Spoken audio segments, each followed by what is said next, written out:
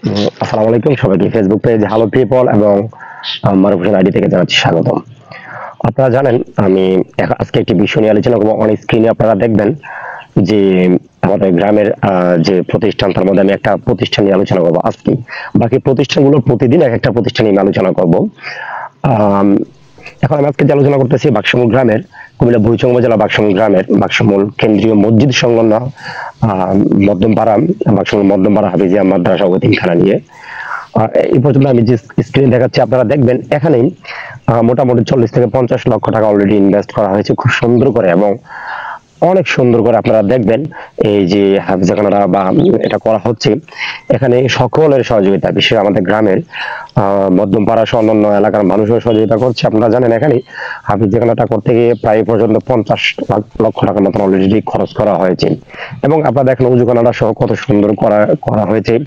বিশেষ করে আমি যখন কমিটির সাথে কথা বললাম এই যে মানে হাফিজাখানা মাদ্রাসার, যে আমাদের তো মধ্যম পাড়াদের দুইটা থাকতে পারে না, কেন দুইটা মানে থাকলো, তখন তারা আমাকে একটা ভালো কথাই বললো, সবাই মিলে একটা হাফেজাখানা করার উদ্যোগ নিয়েছিল, কিন্তু কোনো না কোনো কারণেই আরেকটা মাদ্রাসা ব্যক্তিগতভাবে করা হয়েছে, কিন্তু সবার উদ্যোগে যেটা করা হওয়ার কথা ছিল এটাই হচ্ছে বাক্সমুল মধ্যমপাড়া হাফিজাখানা মাদ্রাসা ও এতিমখানা, হাফিজা মাদ্রাসা এতিমখানা।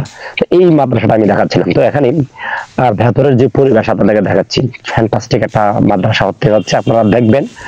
আর অলরেডি নতুন এ পর্যন্ত মোটামুটি 10 থেকে 15 জন স্টুডেন্ট আছে। আর এটা করার পর তারা যে আশ্বাস বা তারা যে সাড়া পাচ্ছে, অনেক স্টুডেন্ট এখানে আসবেই পড়াশোনা করার জন্য।